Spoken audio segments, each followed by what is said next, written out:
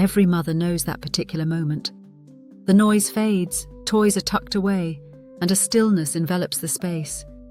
It's not quite sadness that fills the air, more a gentle question simmering beneath the surface. Who am I becoming now? Welcome to my channel. I'm Amber. I'm so grateful to have you here. Today, we'll explore how to find yourself again after motherhood, not by going back to who you were, but by gently rediscovering who you've become. Motherhood changes everything. The body, the brain, the priorities, and sometimes the sense of self. Psychologists call this matrescence, the physical, emotional, and identity transformation a woman goes through when she becomes a mother. It's as profound as adolescence, but rarely talked about. Before children, identity feels whole, built around work, friendships, dreams, and personal rituals. After children, that identity can fragment into 1,000 small tasks, feeding schedules, nap times, bills, and worries. Over time, many mothers describe feeling invisible, not just to others, but to themselves. A 2022 Pew Research study found that 58% of mothers with young children feel they've lost touch with their personal interests and goals since becoming parents. They're constantly giving, but rarely refilling. This isn't a failure of love. It's the natural tension between caregiving and selfhood, a tension that, left unspoken, can quietly drain joy and meaning.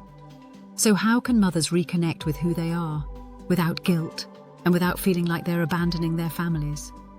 Finding yourself again after motherhood doesn't mean erasing the mum part. It means integrating it.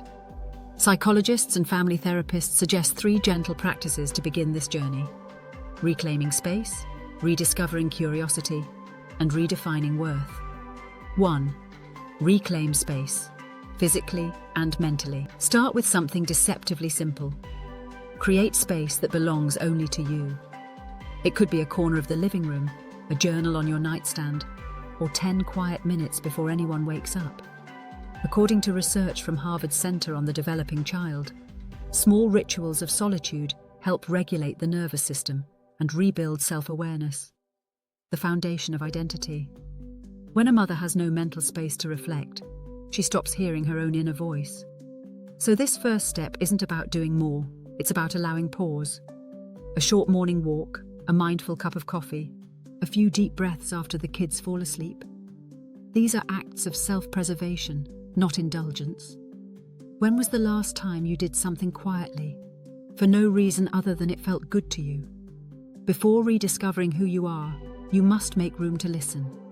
Before we continue, if you found this content valuable today, make sure to subscribe right now and hit that bell so you don't miss out on the latest tips and interesting topics I share every week. 2. Rediscover curiosity. Small joys, big shifts. Next, follow curiosity. Many mothers wait for free time to start reconnecting with hobbies or passions, but waiting rarely works. Instead, start small. 15 minutes reading something that interests you, sketching, cooking a new recipe, or even listening to an old favorite song. According to Dr. Brené Brown's research on fulfillment, play and creativity are essential for adult well-being. They're not luxuries, they're lifelines to authenticity. It's easy to assume that the version of you, before kids, was the truest one. But the truth is, every stage of motherhood adds new layers, new strengths, new values. Curiosity helps bridge the old and new. What activity makes you lose track of time? The one that feels like oxygen for your soul. So curiosity isn't about productivity, it's about permission to feel alive again. 3. Redefine worth. Beyond roles and performance. Modern motherhood often feels like a never-ending checklist. Meals, milestones, appointments, achievements. But worth isn't measured by what's done for others. It's rooted in being, not doing. Clinical psychologist Dr. Alexandra Sachs notes that many mothers struggle because they equate identity with performance, the good mum ideal that no one can fully meet.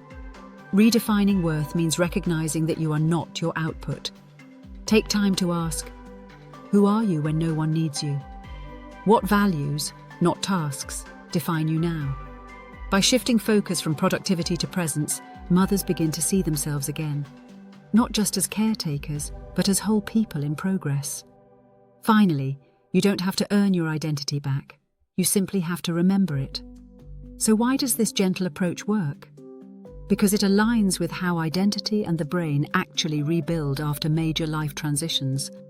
Neuroscientists at Columbia University found that during matrescence, the brain undergoes structural changes that enhance empathy and emotional awareness. But these same changes also make mothers more sensitive to external demands and self-criticism. Practicing self-space, curiosity, and self-worth activates the brain's default mode network, the system linked to reflection, meaning-making, and creativity. In short, when a mother pauses, explores, and redefines, her brain literally rewires towards stability and joy.